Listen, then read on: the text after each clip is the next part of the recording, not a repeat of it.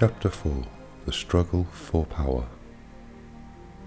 A pothole in the gravel road jolted the jeep and woke me up.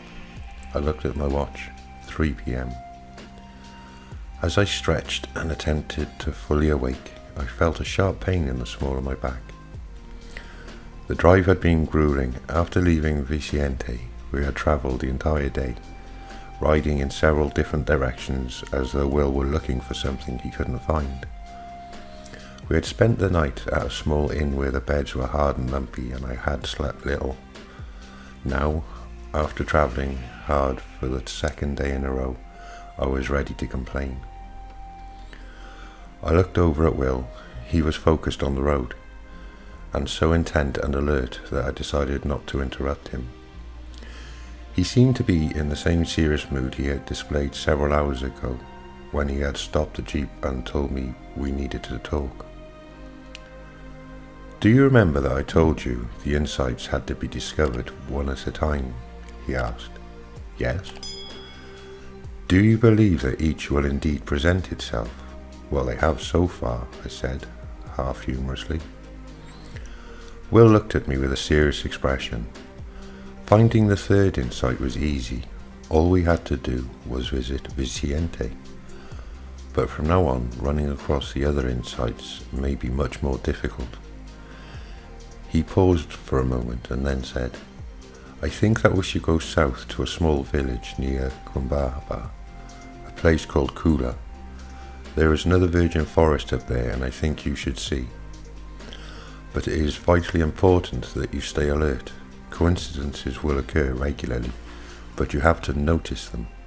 Do you understand?" I told him I thought I did and that I would keep what he said in mind. After that conversation had lapsed and I had fallen into a deep sleep, a sleep I now regretted because of what it had done to my back, I stretched again and Will looked over at me. "Where are we?" I asked. "In the Andes again," he said. The hills had turned into high ridges and distant valleys. The vegetation was coarser now, the trees smaller and windblown. Inhaling deeply, I noticed the air was thinner and cool. "Better put on this jacket," Will said, pulling a brown cotton windbreaker from a bag. "It'll be cold up here this afternoon." Ahead, as the road rounded a bend, we could see a narrow crossroads. On one side, a near-white frame store and gas station. A vehicle was parked with the hood open. Tools lay on the cloth covering the fender. As we drove past, a blond man walked out of the store and glanced at us briefly. He was round-faced and wore dark-rimmed glasses. I looked at the man closely, my mind racing back 5 years.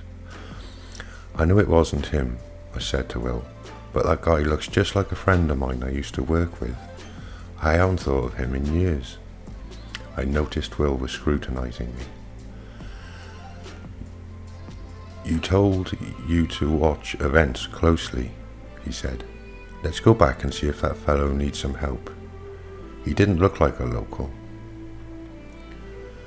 We found a place where the shoulders of the road were wide enough and turned around. When we returned to the store, a man was working on the engine. Will pulled up the pump and leaned out the window. "Looks like you have trouble," Will said. The man pushed his glasses back upon his nose, a habit my friend also shared. "Yes," he replied, "I have lost my water pump." The man appeared to be in his early 40s and was of a slight build. His English was formal with a French accent. Will was quickly out of the vehicle, introducing us. The man offered me his hand with a smile that also looked familiar. His name was Chris Renoir. "You sound French," I said. "I am," he replied, "but I teach psychology in Brazil. I am here in Peru seeking information about an archaeological artifact that has been found, a manuscript." I hesitated for a moment, unsure how much I should trust him. "We're here for the same reason," I finally said. He looked at me with deep interest. "What can you tell me about it?" he asked. "Have you seen copies?" Before I could reply, Will walked out of the building. the screen door slamming behind him. "Great luck," he said to me. "The owner has a place where we can camp, and there's some hot food. We might as well stay for the night." He turned and looked expectantly at Renway. "If you don't mind sharing your reservations." No, he said. "I welcome the company. A new pump cannot be delivered here until tomorrow morning." When he and Will began a conversation about the mechanism and reliability of his car, of Renway's Land Cruiser, I leaned back against the Jeep, feeling the warmth of the sun and drifting into a pleasant reverie about the old friend Renoir had brought to mind. My friend had been wide-eyed and curious, very much like Renoir seemed, and constant reader of books. I could also recall the theories he liked, but time had obscured my recollection. "Let's get our stuff down to the campsite," Will was saying, patting me on the back. "Okay," I said, absently. He opened the rear door and pulled out the tent and sleeping bags and loaded my arms, then grabbed a duffel bag full of extra clothing. Renoir was looking up his vehicle. We all walked past the store and down a course of steps. The ridge fell away steeply behind the building, and we angled to the left along a narrow pathway. After 20 or 30 yards, we could hear water running, and further on we saw a stream cascading down the rocks. The air was cooler and could smell the strong fragrance of mint. Directly in front of us, a ground levelled out, and the stream formed a pool about 25 feet in diameter. Someone had cleared a campsite and built a rock containment for a fire. Wood was stacked against a nearby tree. "This is fine," Will said, and began unpacking his large four-man tent. Renoir spread his smaller tent to the right of Will. "Are you and Will researchers?" Renoir asked me at one point. Will had finished with the tent and had walked up to check on dinner. "Wilson's a guide," I said. "I'm not doing much of anything right now." Renoir gave me a puzzled look. I smiled and asked, "Have you been able to see any parts of the manuscript?" "I've seen the first and second insights," he said, stepping closer. "And I'll tell you something, I think it is all happening just as the manuscript says. We are changing our worldview. I can see it in psychology." "What do you mean?" He took a breath. "My field is conflict, looking at why humans treat each other so violently. We've always known that this violence comes from the urge humans feel to control and dominate one another. But only recently have we studied this phenomena from the inside, from the point of view of the individual's consciousness. We have asked, what happens inside a human being to make him want to control someone else? We have found that when an individual walks up to another person and engages in conversation, which happens billions of times each day in the world, one of two things can happen. That individual can come away feeling strong or feeling weak, depending on what occurs in the interaction." I gave him a puzzled look, and he appeared slightly embarrassed at having rushed into a long lecture on the subject. I asked him to go on. "For this reason," he added, "we humans always seem to take a manipulative posture, no matter what the particulars of the situation or the subject matter. We prepare ourselves to say whatever we must in order to prevail in the conversation. Each of us seeks to find some way to control and thus to remain on top in the encounter. If we are successful, if our viewpoint prevails, then rather than feel weak, we receive a psychological boost. In other words, we humans seek to outwit and control each other, not just because of some tangled goal in the outside world that we're trying to achieve, but because of a lift we get psychologically. This is the reason we see so many irrational conflicts in the world, both at the individual level and at the level of nations. The consensus in my field is that the whole matter is now emerging into public consciousness. We humans are realizing how much we manipulate each other, and consequently we're re-evaluating our motivations. We're looking for another way to interact, I think this re-evaluation will be part of the new worldview that the manuscript speaks of. Our conversation was interrupted as Will walked up. "They're ready to serve us," he said. We hurried up the path and into the basement level of the building. The family's living quarters. We walked through the living room and into the dining area. On the table was a hot meal of stew, vegetables, and salad. Sit down, the proprietor was saying in English. Pulling out chairs and rushing about behind him stood an older woman, apparently his wife, and a teenage girl of about 15. While taking his seat, Will accidentally brushed his fork with an arm. It fell noisily to the floor. The man glared at the woman, who in turn spoke harshly to the young girl, who had not yet moved to bring me a new one. She hurried into the other room and returned holding a fork, then handed it tentatively to Will. Her back was stooped and her hand shook slightly. My eyes met Ranoir's from across the table. "Enjoy the food," the man said, handing me one of the dishes. For most of the meal, Renoir had Will talked casually about academic life, the challenges of teaching and publishing. The proprietor had left the room, but the woman stood just inside the door. As the woman and her daughter began serving individual dishes of pie, the young girl's elbow hit my water glass, spilling the water on the table in front of me. The older woman rushed over in a rage, shouting at the girl in Spanish and pushing her out of the way. "I am very sorry," the woman said, wiping off the water. "The girl is so clumsy." The young girl exploded, flinging the remaining pie at the woman, missing and splattering pie and broken china across the middle of the table, just as the proprietor returned. The old man shouted at the girl, and the girl ran from the room. "I'm sorry," he said, hurrying to the table. "There's no problem," I replied. "Don't be so hard on the girl." Will was on his feet, figuring the bill, and we quickly left. Ranoir had been quiet, but as we walked through the door and down the steps, he spoke. "Did you see the girl?" he asked, looking at me. "She is a classic example of a psychological violence. This is what the human need to control others leads to when taken to the extreme. The old man and woman are dominating the girl today. Totally. Did you see how nervous and stooped she was?" "Yes," I said, "but it appears she's about fed up." "Exactly.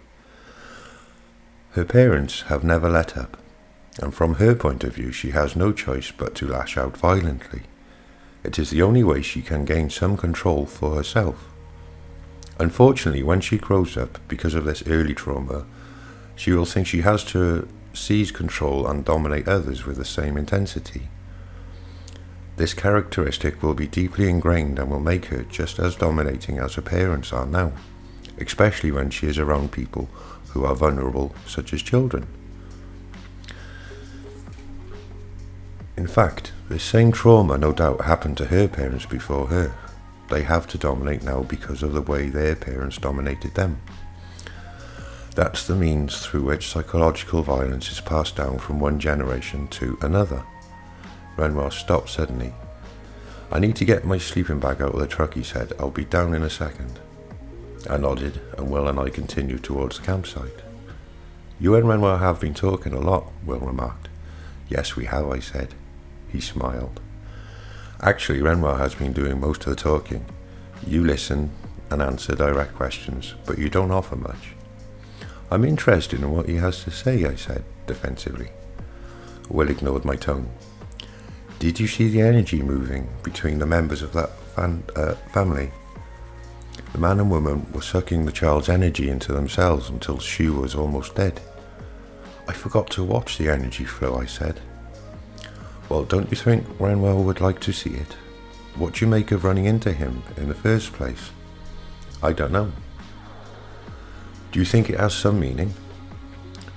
We were driving down the road and you see someone who reminds you of an old friend, and when we meet him he happens to also be looking for a manuscript. Doesn't that sound beyond coincidence?" "Yes." "Perhaps you met so that you could receive some information that will extend your journey here." And doesn't it follow that perhaps you have some information for him as well? Yes, I guess so. What do you think I should tell him? Will again looked at me with his characteristic warmth. The truth, he said. Before I could say anything else, Renoir came bounding down the path towards us. I brought a flashlight in case we need it later, he said. For the first time I became aware of the twilight and looked west. The sun had already set, but the sky was still a bright orange. The few clouds in the direction carried a darker reddish colour. For an instant I thought I saw a whitish field of light around the plants in the foreground, but the image faded. Beautiful sunset, I said, then noticed Will had disappeared into his tent and Renoir was pulling his sleeping bag from his case. Yes, it is, Renoir said, distractedly without looking. I walked over to where he was working. He looked up and said, I didn't get to ask you, what insights have you seen? The first two were only described to me, I replied, but we just spent the last 2 days at the Vincente Lodge near Satapa. While we were there, one of the people doing research gave me a copy of the third insight. It's pretty amazing. His eyes lit up. Do you have it with you? Yes. Do you want to look at it? He jumped at the opportunity and took it into his tent to read. I found some matches and old newspaper and started the fire. After it was burning brightly, Will crawled out of his tent. Where's Renoir? He asked. He's reading the translation Sarah gave me, I said. Will walked over and sat on a smooth log someone had placed near the fire area. I joined him.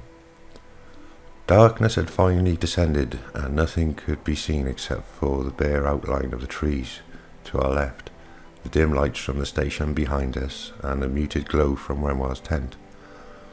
The woods were alive with the night sounds, some of which I had never heard before.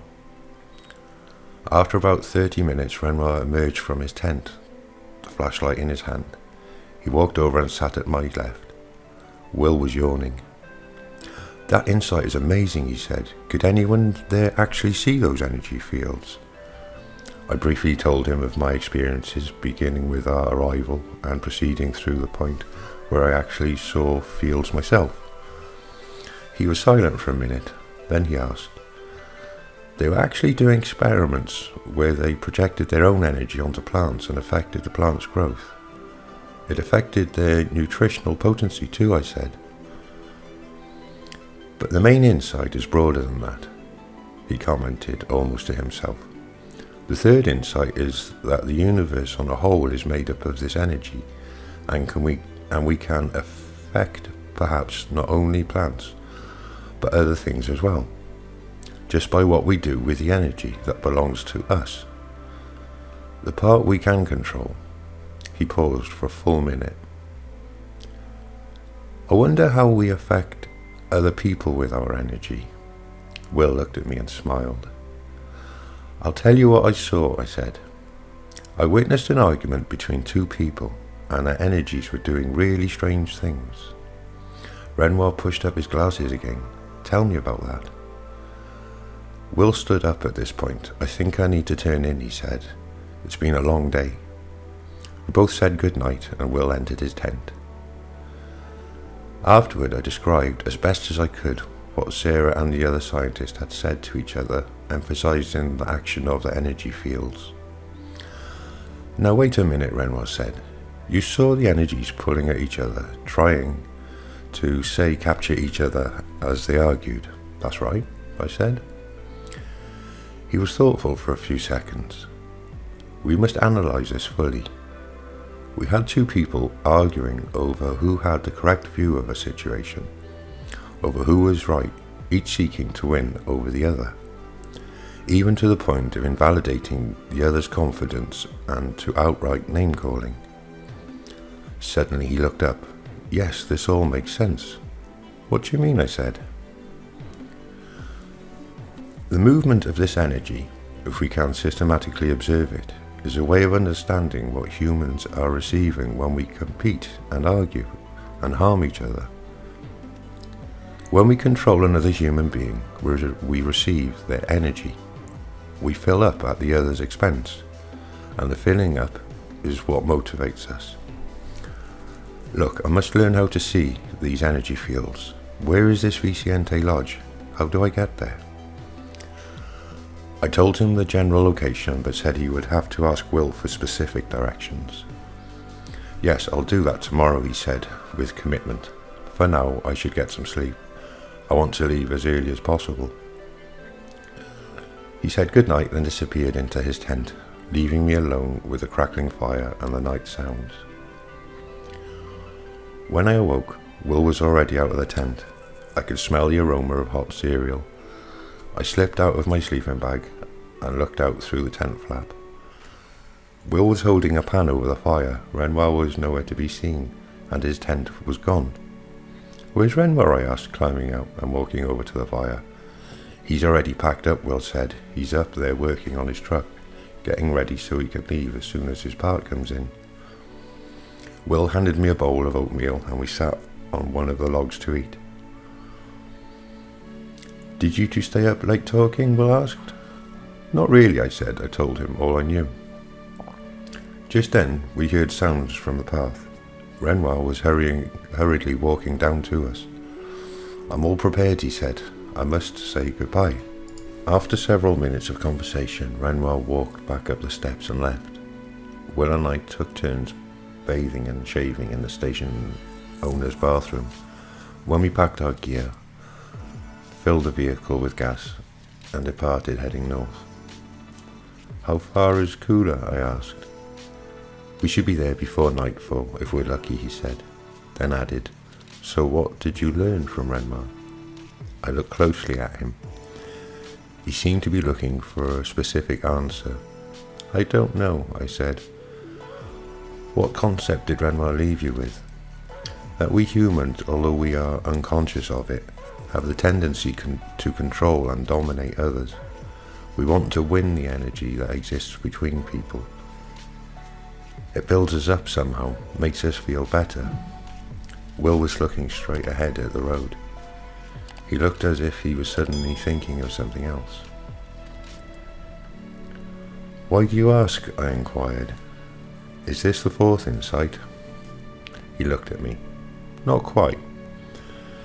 You have seen the energy flow between people, but I'm not sure you know how it feels when it happens to you. Then tell me, how does it feel? I said, growing exasperated. You accuse me of not talking. Getting information out of you is like pulling teeth. I've been trying for days to find out more about your past experiences with the manuscript, and all you do is put me off. He laughed, then shot me a smile. We had a deal, remember? I have a reason for being secretive. One of the insights concerns how to interpret the events of one's past life. It is a process of becoming clear about who you are, what you are here on this planet to do. I want to wait until we reach this insight before we discuss my background, okay? I smiled at his adventurous tone. Yeah, I guess. For the remainder of the morning we rode in silence. The day was sunny and the sky blue. Occasionally, as we proceeded higher into the mountains, thick clouds would float across our path, covering the windshield with moisture. Around noon we pulled over at an overlook that afforded a spectacular view of the mountains and valleys to the east. Are you hungry? Will asked. I nodded, and he pulled 2 carefully wrapped sandwiches from a bag on the back seat. After he handed me one of them, he asked, what do you think about this view? It's beautiful. He smiled slightly and stared at me, giving me the impression that he was observing my energy field. What are you doing? I asked. Just looking, he said. Mountain peaks are special places that can build energy in whomever sits on them. You look as though you have an affinity for mountain overlooks. I told Will of my grandfather's valley and the ridges overlooking the lake and how it made me feel alert and energized the same day Charlene had arrived. Perhaps growing up there, he said, prepared you for something here now. I was about to ask him more about the energy that mountains provide when he added, when a virgin forest is on a mountain, the energy is amplified even more. Is the virgin forest we're headed for on a mountain? I asked. Look for yourself, he said. You can see it. He pointed towards the east. Miles away I could see two ridges which ran parallel to each other for what looked like several miles. Then they converged, forming a V shape. In the space between the two ridges lay what looked like a small town. At the vortex, the point where the two ridges met, the mountain rose sharply and butted off into a rocky summit. The summit appeared slightly higher than the ridge we were on, and the area around its base seemed much greener, as though covered with lush foliage. That area of green? I asked. Yes, Will said. It's like Vicente, yet more powerful and special. How is it special? It facilitates one of the other insights. How? I asked. He started the jeep and pulled back onto the road. I'm betting, he said, that you will find out. Neither of us said much more for an hour or so. Then I drifted off to sleep. Some time later, Will was shaking my arm. Wake up, he said. We're coming into Cura. I sat up in the seat. Ahead of us, in the valley, were two roads coming together. Was a small town. On both sides were the two ridges we had seen. The trees on the ridges seemed as large as those at Vicente and spectacularly green. I want to tell you something before we drive in there, he said. In spite of the energy of this forest, this town is a lot less civilized than the other areas of Peru. It's known as a place to get information about the manuscript, but the last time I was here it was full of greedy types who didn't feel the energy and didn't understand the insights.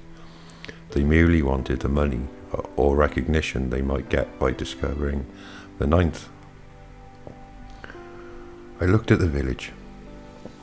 It consisted of 4 or 5 streets and avenues. Larger frame buildings lined the two main roads that crossed in the centre of town, but the other streets were little more than alleyways lined by small dwellings. Parked at the crossroads were perhaps a dozen off-the-road vehicles and trucks. Why are all these people here? I asked. He smiled daringly. Because it's one of the last places to get gas and supplies before going deeper into the mountains.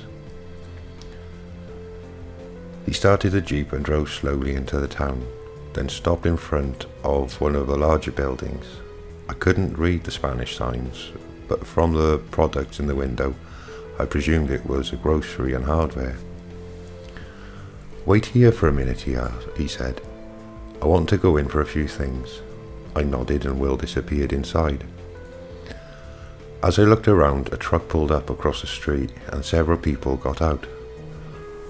One was a dark-haired woman in a fatigue jacket. To my amazement, I realized it was Marjorie. She and a young man in his early 20s crossed the street and walked right in front of me. I opened my door and got out. Marjorie, I yelled. She stopped and looked around, then saw me and smiled. Hello, she said, as she began to walk toward me. The young man grabbed her arm. Robert told us not to talk with anyone, he said very softly, trying not to let me overhear. It's okay, she said. I know this person. Go on in. He looked at me skeptically, then backed away and went into the store. I tried then, in a stuttering way, to explain what had happened between us at the gardens. She laughed and told me Sarah had related everything to her. She was about to say something else when Will walked out with a handful of supplies. I introduced them, and we all talked for a few minutes, as Will placed the supplies in the back of the jeep. I have an idea, Will said. Let's get something else to eat across the street. I looked over at what appeared to be a small cafe. Sounds good to me, I said. I don't know, Marjorie said. I need to leave soon. My ride. Where are you going? I asked. Back to the west a couple of miles. I've come to visit a group studying the manuscript. We can take you back later after dinner, Will commented. Well, I guess that would be okay. Will looked at me. I have one more thing to pick up. You two go ahead and order, and I'll order something when I get there. I'll only be a few minutes. We agreed, and Marjorie and I waited as several trucks passed. Will walked down the street to the south. Suddenly, the young man with whom Marjorie had arrived walked out of the store and confronted us again. "Where are you going?" he said, holding her arm. "This is a friend of mine," she replied. "We're going to eat, and then he can run me back later." "Look, you can't trust anyone up here. You know Robert wouldn't approve." "It's okay," she said. "I want you to come with me now." I took his arm and pulled it off Marjorie. "You heard what she told you," I said. He stepped back and looked at me, suddenly appearing very timid. He turned and walked back into the store. "Let's go," I said. We walked across the street and into the small diner.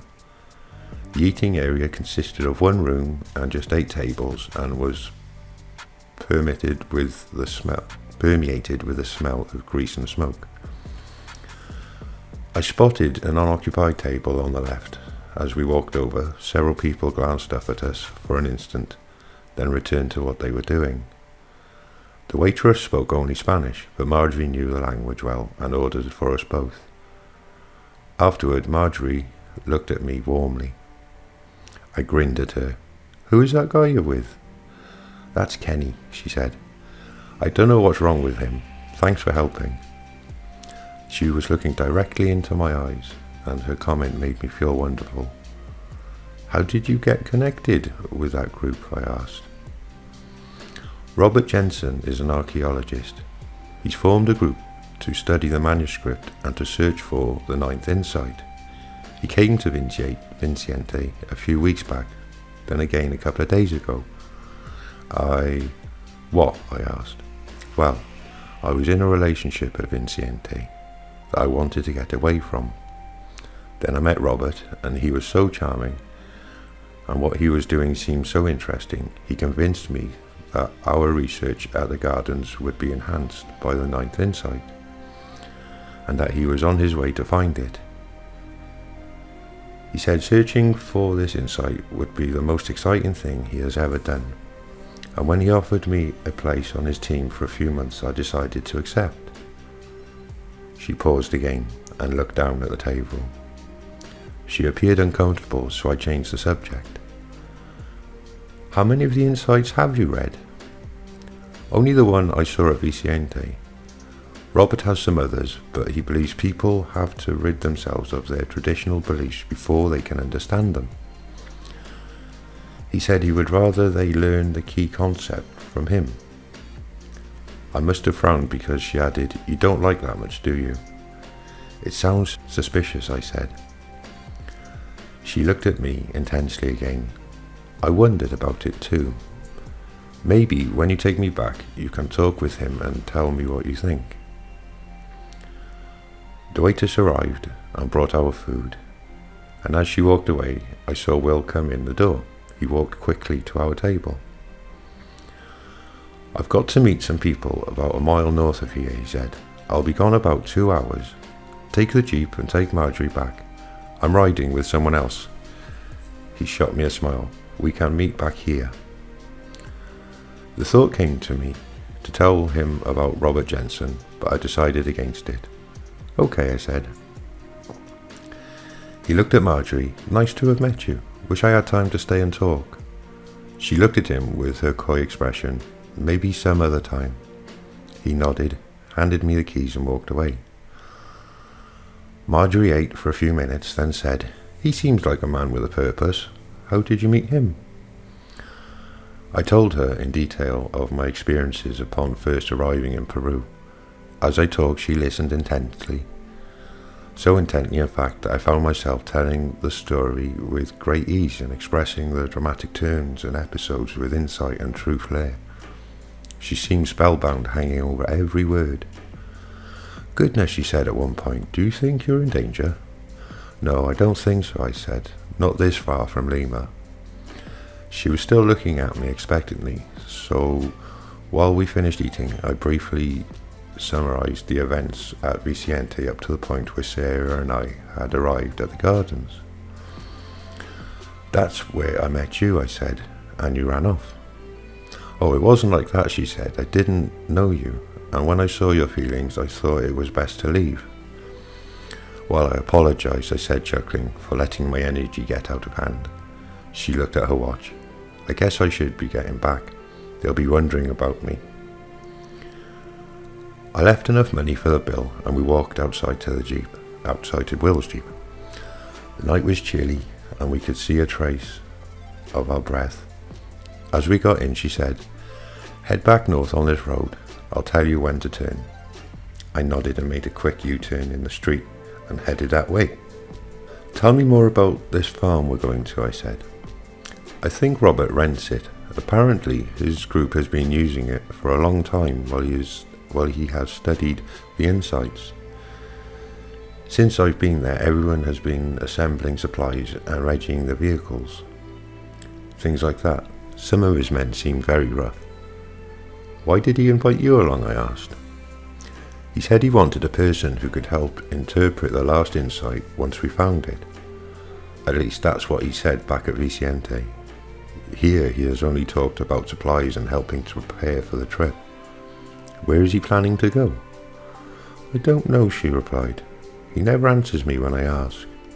After about a mile and a half, she pointed out a turn to the left onto a narrow rocky road.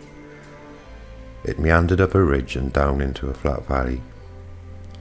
Ahead was a farmhouse made of rough planking. Behind it were several barns and outbuildings. 3 llamas peered at us from a fenced pasture. As we slowed to a stop, several people walked around a vehicle and stared without smiling. I noticed a gas-powered electric generator humming at the side of the house. Then the door opened and a tall, dark-haired man with strong, lean features walked towards us. "That's Robert," Marjorie said. "Good," I said, still feeling strong and confident. We got out as Jensen walked up to us. He looked at Marjorie. "I was worried about you," he said. "I understand you ran into a friend." I introduced myself and he shook my hand firmly. "I'm Robert Jensen," he said. "Glad you two are all right. Come in." Inside, several people busied themselves with supplies. One carried a tent and camping gear toward the back. Through the dining room, I noticed 2 Peruvian women in the kitchen, packing food. Jensen sat in one of the chairs in the living room and directed us to others. "Why did you say you were glad we were all right?" I asked. He bent toward me and asked in a sincere tone, "How long have you been in this area?" "Only since this afternoon." "Then you couldn't know how dangerous it is here. People are disappearing." "Have you heard of the manuscript of the missing 9th insight?" "Yes, I have, in fact." "Then you need to know what's going on." He interrupted. "The search for the last insight is getting ugly. There are dangerous people involved in this." "Who?" I asked. "People who don't care about the archaeological value of this discovery at all. People who just want the insight for their own purposes." A huge man with a beard and paunch interrupted the conversation and showed Jensen a list. They discussed something briefly in Spanish. Jensen looked at me again. "Are you here to find the missing insight too?" he asked. "Do you have any idea what you're getting into?" I felt awkward and had difficulty expressing myself. "Well, I'm mainly interested in finding out more about the entire manuscript. I haven't seen that much of it yet." He straightened in his chair, then said, "Do you realize that manuscript is a state artifact and that copies of it have been made illegal except by permit?" "Yes, but some scientists disagree with that. They feel the government is suppressing new."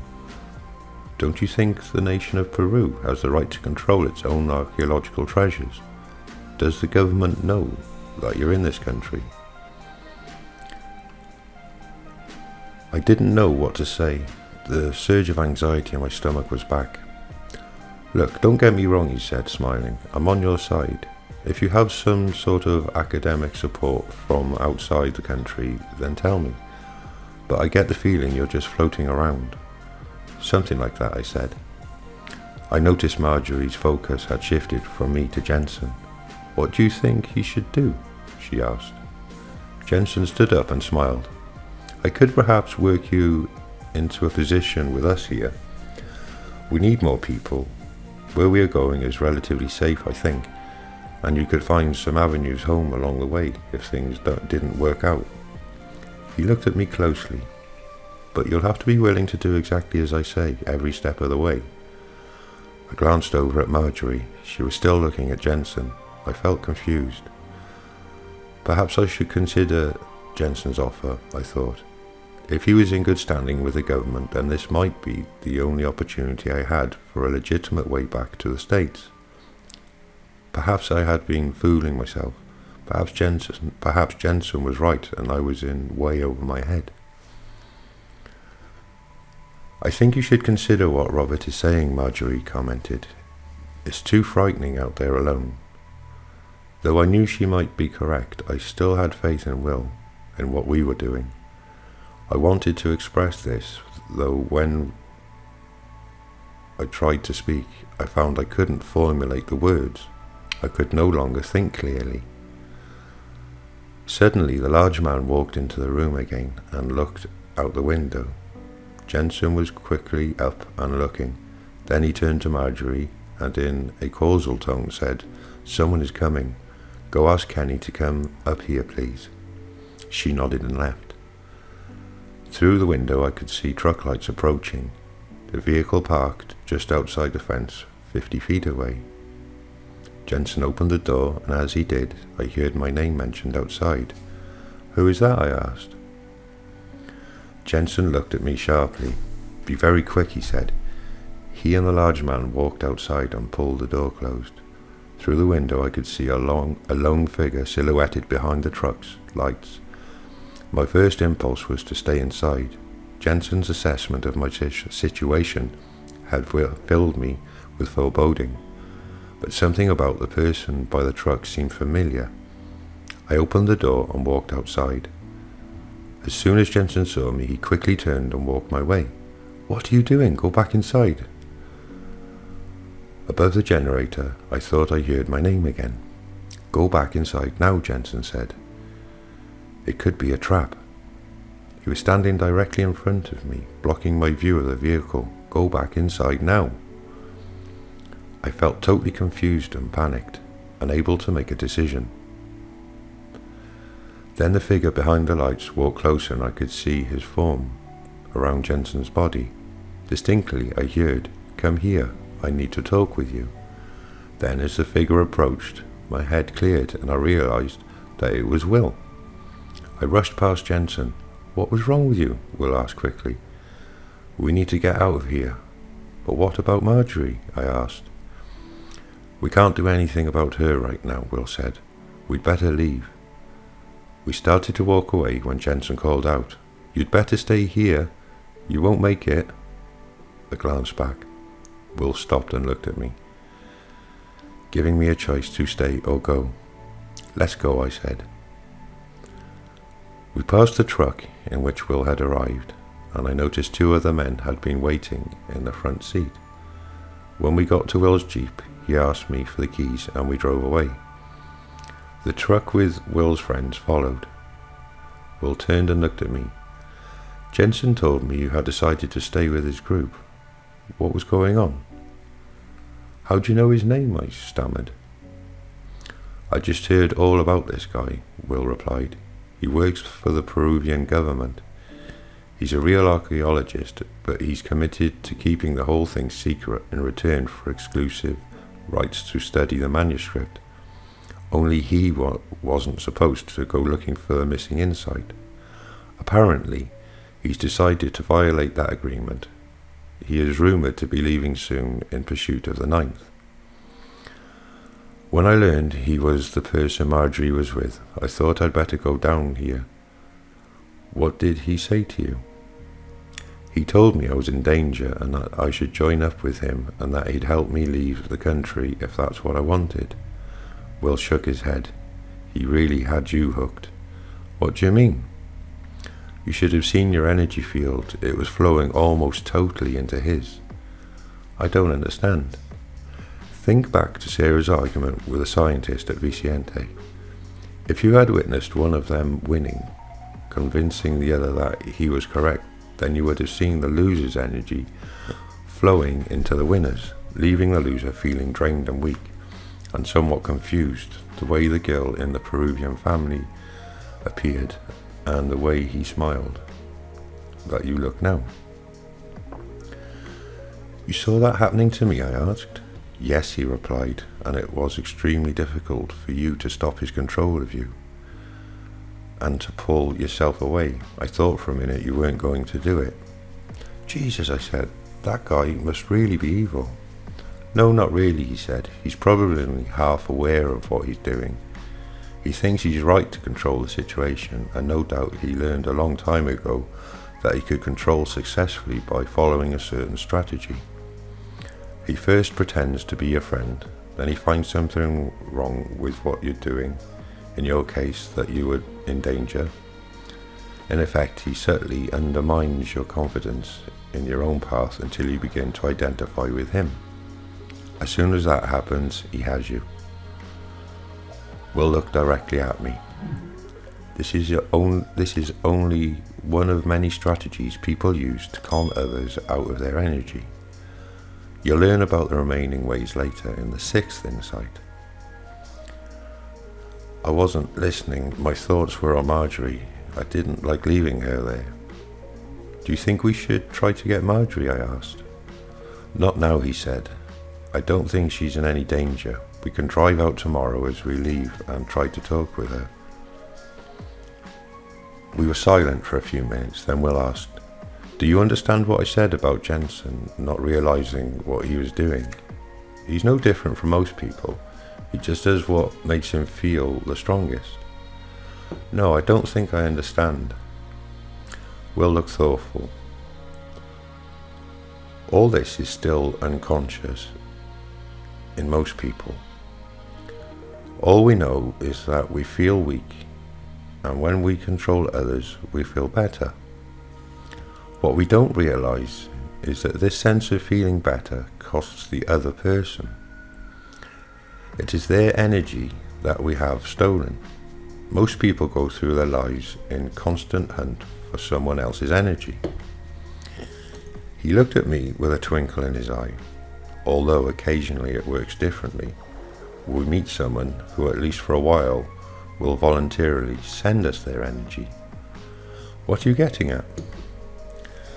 Think back to when you and Marjorie were eating together at the restaurant in town and I walked in. Okay. I don't know what you two were talking about, but obviously her energy was pouring into you. When I walked in, I could see it clearly.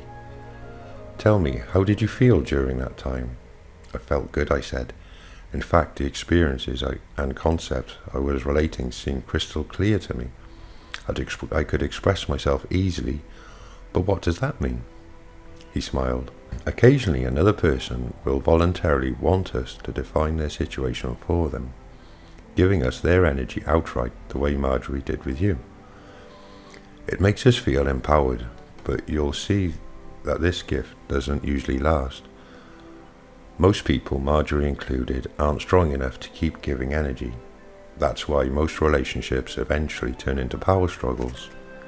Humans link up energy and then fight over who is going to control it, and the loser always pays the price. He stopped abruptly and looked at me. Do you get the 4th insight? Think about what has happened to you. You observed that energy flows between people and wondered what it meant. And then we ran into Renoir, who told you the psychologists were already searching for some reason humans sought to control each other. All that was demonstrated with the Peruvian family. You saw clearly that dominating another makes the dominator feel powerful and knowledgeable, but it sucks the vital energy out of those who are being dominated. It makes no difference if we tell ourselves that we are doing it for the person's own good, or that they are our children, or therefore we should be in control all the time. The damage still occurs. Next you ran into Jensen and got a taste of what this actually feels like. You saw that when someone is dominating you physically, they actually take your mind away. It was not as if you lost some intellectual debate with Jensen. You didn't have the energy or mental clarity to debate with. All your mental power was going to Jensen. Unfortunately, this kind of psychic violence happens all the time throughout human culture, often by otherwise well-meaning people. I just nodded. Will had summarized my experience exactly. Try to integrate the fourth insight fully, Will continued. See how it fits together with what you already know. The third insight showed that the physical world is actually a vast system of energy. And now the fourth points out that for a long time we humans have been unconsciously competing for the only part of this energy we have been open to, the part that flows between people. This is what human conflict has always been about, at every level, from all the petty conflict in families and employment settings to wars between nations. It's the result of feeling insecure and weak and having to steal someone else's energy to feel okay. Wait a minute, I protested. Some wars had to be fought. They were right. Of course, Will replied, but the only reason that any conflict can't be immediately settled is that one side is holding on to an irrational position for energy purposes. Will appeared to remember something. Reaching into his satchel, he pulled out a bundle of papers clipped together. I almost forgot, he said. I found a copy of the fourth insight. He handed me the copy and said nothing else, looking straight ahead as he drove. I picked up the small flashlight Will kept on the floorboard and for the next 20 minutes read the short document. Understanding the fourth insight, it said, is a matter of seeing the human world as a vast competition for energy and thus for power. Yet, once humans understand their struggle, the insight continued, we would immediately begin to transcend this conflict. We would begin to break free from the competition over mere human energy because we would finally be able to receive our energy from another source. I looked at Will. What's the other source? I asked. He smiled but said nothing. Okay, that's the end of that chapter. Next chapter coming very soon. The next chapter is the message of the mystics. Okay, hope you enjoyed. Love you all. Have a great day. I'll see you very soon. Please do give the video a like and comment if you feel moved to, and if you can share, that would be muchly appreciated. Have a great day now. See you soon. Bye.